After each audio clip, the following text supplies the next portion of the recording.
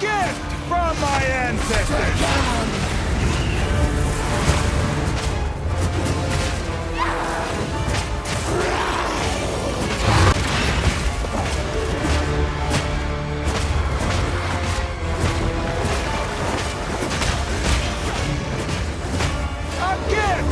My ancestors!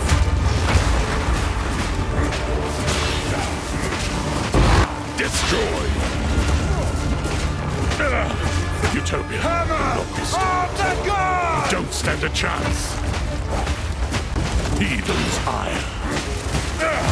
My friend. A gift from my ancestors!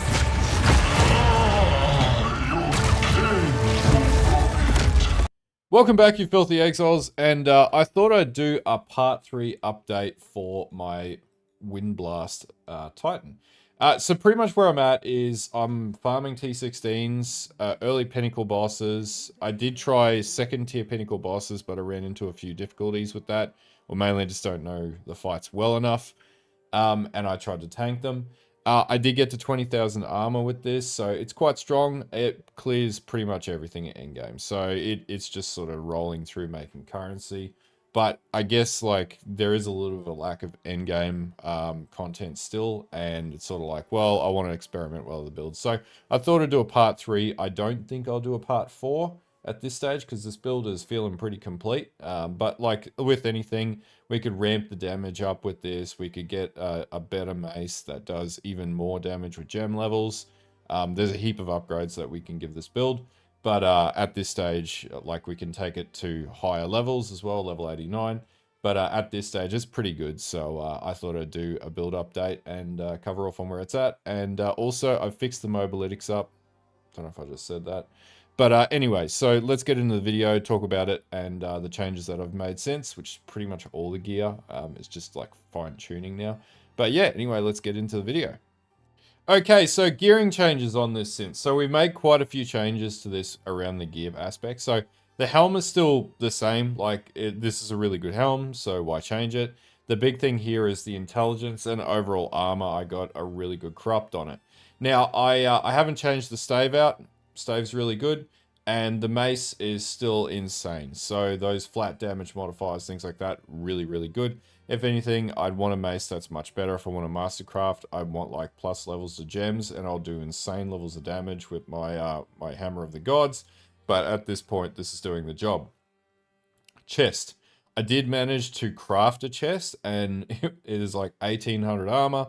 Also damage recoup, which was really useful. And it covers off on all of my resistances that I need to push the build forward. So this is how we're basically, you know, cranking up the armor to ridiculous sums. So with scavenged plating, the armor stacks get up to like 20,000. So we get about 85% damage reduction and approximately about the same 86 to 87% elemental damage reduction as well.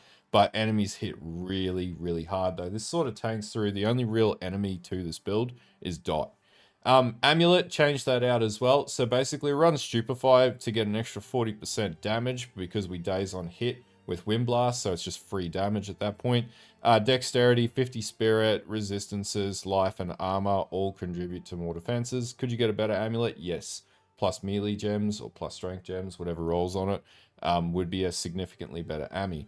Now rings, I did change these out. So basically I've got about 59% rarity overall between the rings. Big thing here, gain life per enemy killed is huge on this build, as well as rarity and resistances, and same with my second ring as well, same deal, pretty much all the same. My gloves, I did change these out, and basically I went for gloves that had, you know, as much armor as I could stack on them. Essentially this build's borderline becoming an armor stacker, but armor's still not as powerful as you think. You definitely can't live through like Zesh's like Windblast and things like that, which is a bit disappointing. But that's what we're going to try and make work with the next build we play. Then heavy belt, we changed this out too. This just got a lot of chaos resistance on it at the end of the day, including our charm that we've got. We get somewhere in the vicinity of like 50, I think that's 59%. Yeah, 59% chaos res, which is pretty good. So this is pretty big. We did also drop the trample toes. The reason being is it was holding us back a little bit. So basically now we've got 30% movement speed, a lot more armor, rarity again, just straight flat strength and life. So we get to about 2100 life, which is still very low. But again, like this build is, you know, a league starter. It's made to just blast maps at the end of the day and pretty much all in-game content and just farm like, you know, a Chad at the end of the day. Same thing with charms, still all the same charms. Pretty much these are just function at this point. I did get a better amethyst charm. I like this one because I get life recovered when my charm triggers, which is pretty useful. But at this stage, I'm pretty happy with the setup. So that's it for gearing. Okay, so for gem setups, you'll be able to see this in the path of building, or not even in the path of building, sorry, that one's a bit scuffed. The mobalytics in particular can pull the character in now. So basically, I have 6 link my Windblast and Hammer of the Gods. So we're running on Windblast at this point, Armor Explosion, Armor Break 3, Rapid Attacks, Heft, and Rage 3. Now the big thing about Rage is it ramps up in speed until you hit max Rage. So when you're fighting an enemy, you want to just basically whack the enemy, get to max Rage, and then drop your Hammer of the Gods. And it's pretty easy, within 6 hits you can do that. Obviously, my gem is not level 20, it's level 19, so that's a bit of a disadvantage as well. Same deal with Hammer of the Gods. So this is on our weapon switch, so we use Fistal War 2. If you use Fistal War 3, it will be more damage, but you have to wait for 14 seconds instead of 4 for an ancestral boosted attack. We run Heft. We run Exploit Weakness, so we want to break the enemy's armor before we do any damage because we get 40% more damage. And then Fire Attunement and Heavy Swings as well. It's just like flat, big, chunky damage.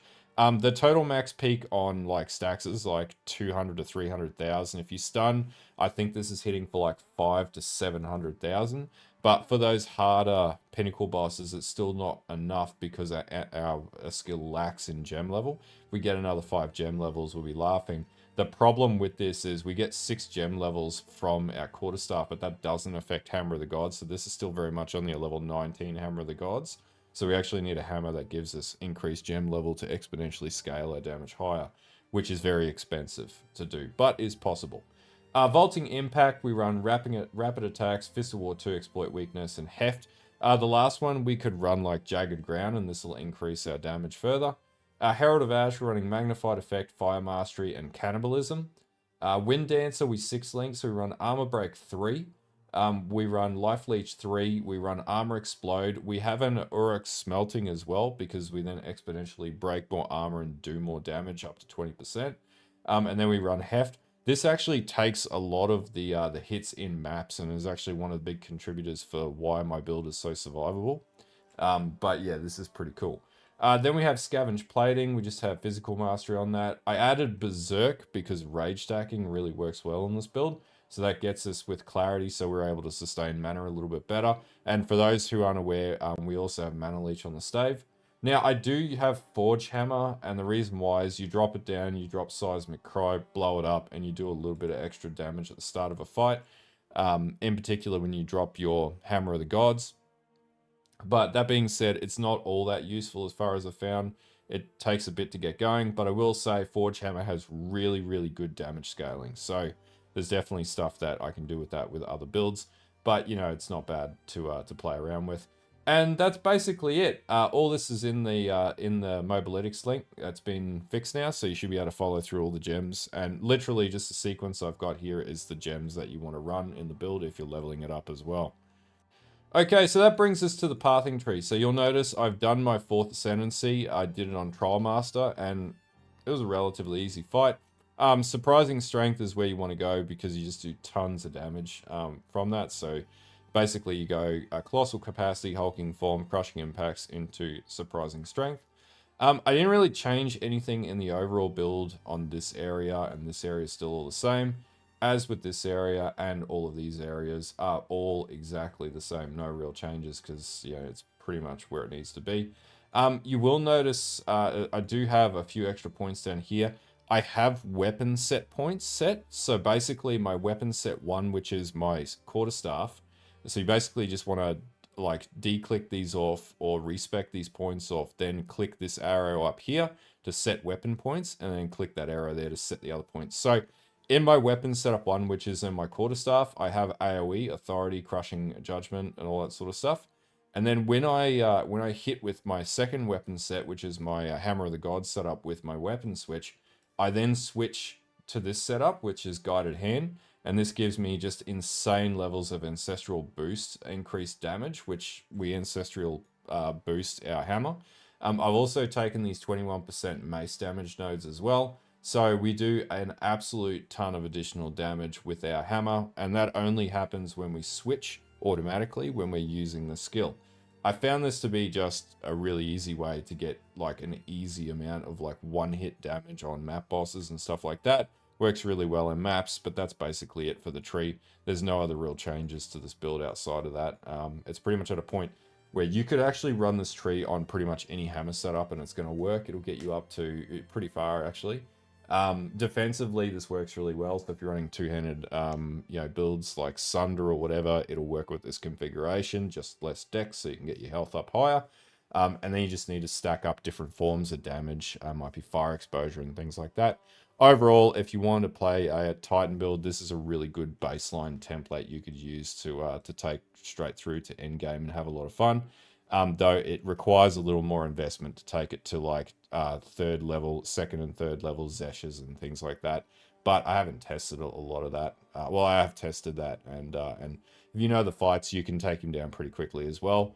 It just takes a few hits. It's not like one of those like skill explodes the boss instantly sort of setups. You actually have to fight, but it still works pretty well. And that's it for the build. It's pretty much at a point where I'm happy with it being just an endgame blaster for maps. It'll do Delirium, it'll do everything. I was going to say Delve, but Delve's not in the game yet. It handles Breaches easily, it handles Abyss really easily. It handles Ritual really easily. It does Expedition easily. It's just like an all-around really strong build from a league start scenario too. So I'm pretty happy with this landed in the end. But as I said, Mobalytics is all up to date now, so you should be able to refer to that. POB is a bit busted, so I'll just leave the Mobalytics link down below for the time being. But that's it for the guide. It's a really short one, this one. Anyway, and I've got some more videos that'll be coming out in the next few days as well around review of Path of Exile 2's 0.3 League, the things I like, the things I dislike. We're going to approach that from a more mature standpoint. And also Community Builds, Season 2, Episode 1 is going to be coming out this weekend as well, where I'll feature a list of 5 community creator builds as well. So if you want to provide your builds to me, if you've got a cool build, you've done a bit of a guide to it, then feel free to flick it through, and I'll get that series cracking up again and moving forwards. But anyway, if you like this video, don't forget to like and sub. Don't forget to like and sub to the Twitch. And I will see you guys in the next one or on stream. Have a good one all.